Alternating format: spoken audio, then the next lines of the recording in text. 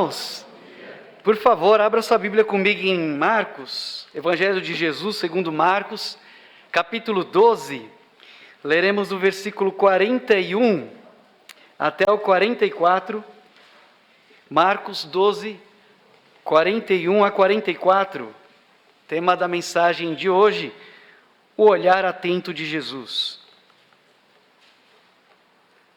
Marcos 12, 41 a 44. Diz assim a palavra do Senhor: E estando Jesus assentado defronte da arca do tesouro, observava a maneira como a multidão lançava o dinheiro na arca do tesouro, e muitos ricos deitavam muito.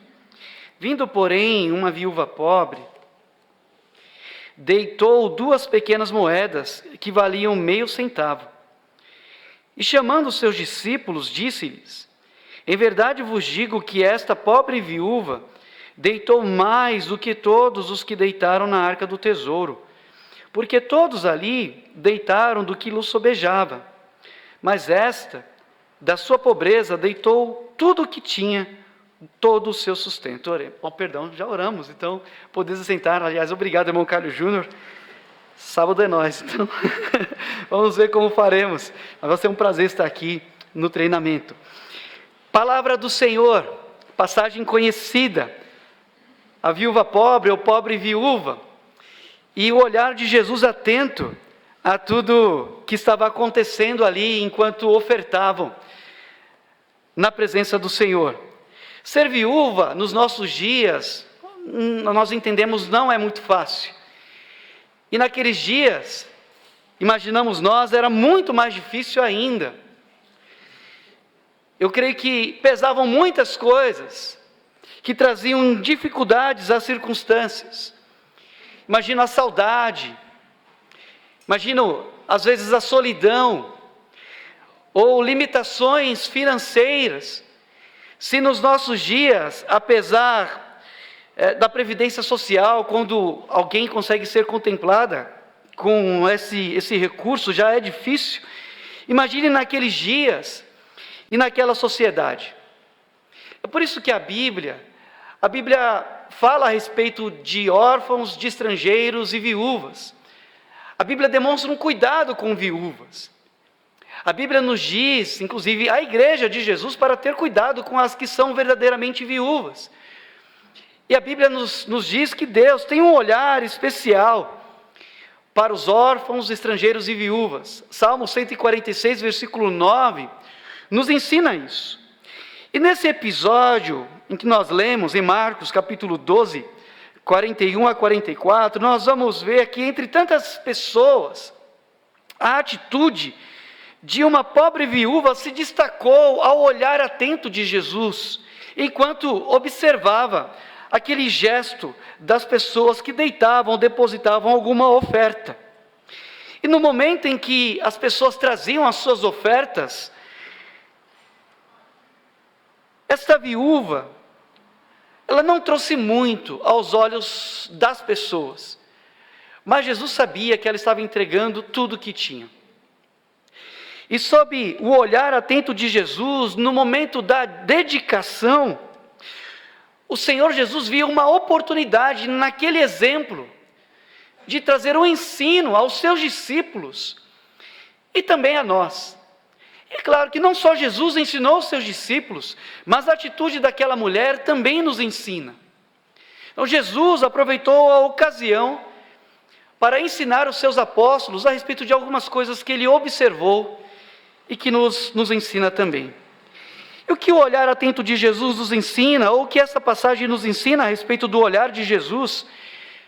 Em primeiro lugar, é que o olhar atento de Jesus indica que ele está observando, ou que ele observa os detalhes. O Senhor Jesus está atento aos detalhes. Se tudo o que foi feito se fez através dele, nós podemos ter chegar à conclusão de que Jesus realmente é detalhista. Na criação nós percebemos o cuidado de Deus e da própria pessoa do Senhor Jesus, ao criar as coisas, ao colocar tudo no seu devido lugar, na distância, na inclinação, e Ele está atento aos detalhes também de tudo que ocorre no mundo, na igreja, e, para ser mais exato, na sua vida. Ele conhece os detalhes da sua vida, Ele conhece o seu nome e te conhece pelo nome. Quem é você? Quais são os seus motivos? Por que você está aqui? E com qual ou em quais circunstâncias você chegou aqui? E os seus olhos observavam atentamente, nessa passagem que nós lemos, aqueles que lançavam as suas ofertas naquele exato momento. E aos olhos de todos, lançavam muito, mas para Jesus não significava muito, ou não representava tudo, não representava muito.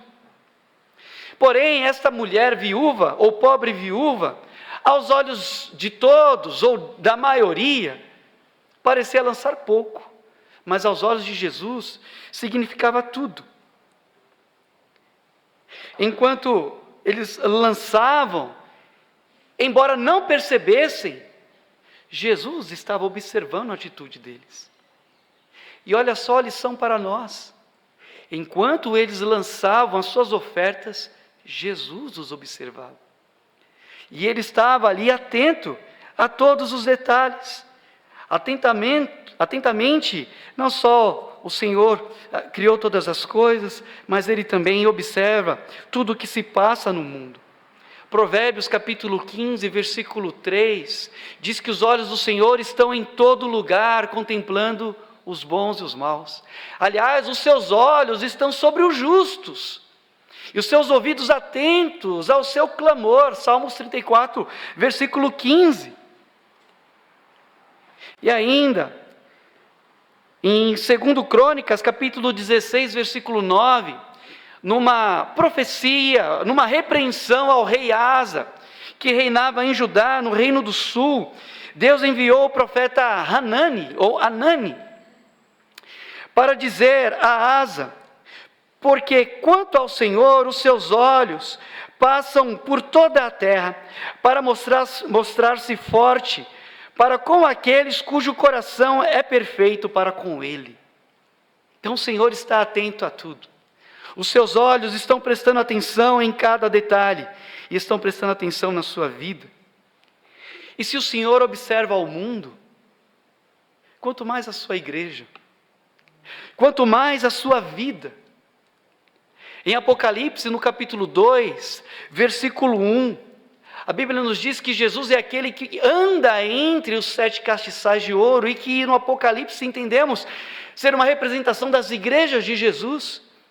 E o mesmo Jesus que anda entre a sua igreja, diz: eu conheço as suas obras, eu te conheço por dentro e por fora, eu sei quem você é, eu conheço as coisas boas e ruins a teu respeito.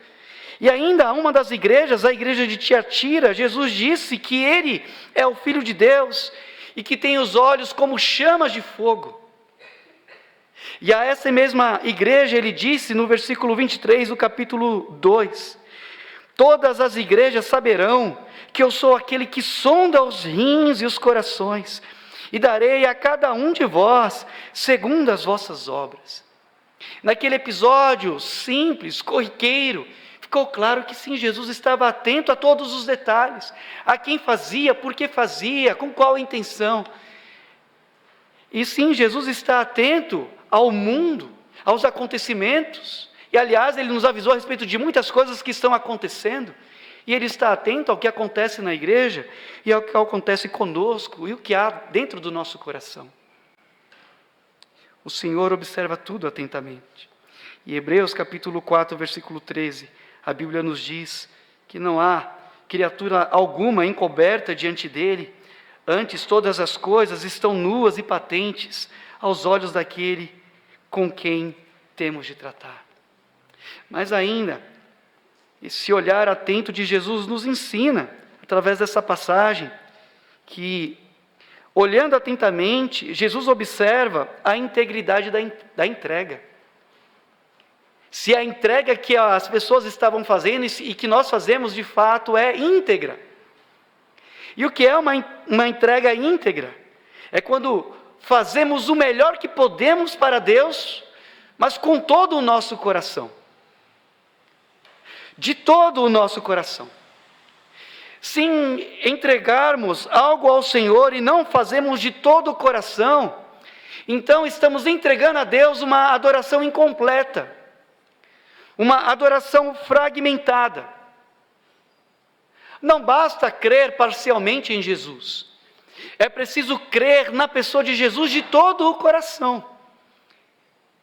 O eunuco, quando ensinado por Filipe, disse: eis aqui a água que me pede de ser batizado. E Filipe, o diácono, disse: é lícito, se crês de todo o coração. Não basta amar a Deus, é preciso amá-lo de todo o coração, e integridade. Jesus disse em Mateus, no capítulo 22, versículo 37, amarás o Senhor teu Deus de todo o coração, e de toda a tua alma, e de todo o teu pensamento. Não basta confiar em Deus, tem que confiar em Deus de todo o coração, integridade. Provérbios capítulo 3, versículo 5, confia no Senhor de todo o teu coração, não te apoies, não te estribes no teu próprio entendimento. Porque quem serve a Deus de forma fragmentada, então não serve. Se nós entregarmos algo ao Senhor, repito, e não fazemos de todo o coração, daremos a Ele adoração incompleta, fragmentada. E Jesus observou aqueles que estavam entregando as suas ofertas, e Ele percebeu que nem todos estavam fazendo aquilo de uma maneira integral, de todo o coração, pela proporção da entrega. Jesus sabia que alguns entregavam muito, mas entregavam as sobras, entregavam o resto. Mas aquela mulher viúva, pobre viúva, entregou tudo. E isso não passou despercebido aos olhos do Senhor. Jesus não deixa claro se ele estava elogiando aquela mulher, e eu creio que havia sim um elogio àquela mulher, ou se ele confrontava aqueles que poderiam fazer melhor e não fizeram, embora Jesus ensinou particularmente. Mas isso incomodou o coração do Senhor, porque talvez aqueles que deram muito poderiam dar melhor, ou com todo o coração. E na lei, o Senhor já falava a respeito disso, sobre as ofertas, sobre sacrifícios. Em Levíticos, no capítulo 22, versículo 20, o Senhor disse claro ao seu povo, Israel: nenhuma coisa em que haja defeito oferecereis, porque não seria aceita em vosso favor. E Malaquias, usado pelo Senhor, alertou ao povo de Deus que no momento de restauração, de retorno do exílio, ao invés deles se dedicarem a Deus com todo o coração, ou dedicarem ofertas a Deus de maneira íntegra, dedicar a Deus o que é primeiro, o que é prioridade, eles estavam invertendo as coisas. E por isso Deus usou Malaquias para dizer assim ao povo: o filho honra o pai, e o servo honra o seu senhor. Se eu sou pai, onde está minha honra? Deus falando ao seu povo. E se eu sou o Senhor, onde está o meu temor? Diz o Senhor dos exércitos a vós, ó sacerdotes, que desprezais o meu nome. E vós dizeis: em que nós temos desprezado o teu nome? Ofereceis sobre o meu altar pão imundo, e dizeis: em que te havemos profanado? Nisso que dizeis: a mesa do Senhor é desprezível. Porque quando ofereceis animal cego para o sacrifício, isso não é mal? E quando ofereceis o coxo ou o enfermo, isso não é mal? Ora, apresenta-o ao teu governador, porventura terá ele agrado em ti? Ou aceitará ele a tua pessoa? Diz o Senhor dos exércitos. Malaquias capítulo 1, versículo 6 a 8. E os olhos do Senhor Jesus estavam atentos sobre se estavam fazendo aquilo de todo o coração. Observavam não só apenas o que faziam, os olhos do Senhor observavam não apenas o que eles faziam, mas se de fato estavam fazendo com todo o coração. existiam ou existem aqueles que querem a aceitação dos homens, ou servem como que para agradar a vista dos homens. E Colossenses, Paulo nos diz que nós não devemos servir como que para agradar a vista, mas tudo quanto nós fizermos, devemos fazer de todo o coração, de uma forma íntegra, como ao Senhor, e não aos homens. Talvez este tenha sido um dos problemas de Ananias e Safira. Vendo que Barnabé foi bem aceito pela igreja, quis ser aceito ou serem aceitos pela igreja, mas com o coração fragmentado. E isso não foi agradável ao Senhor.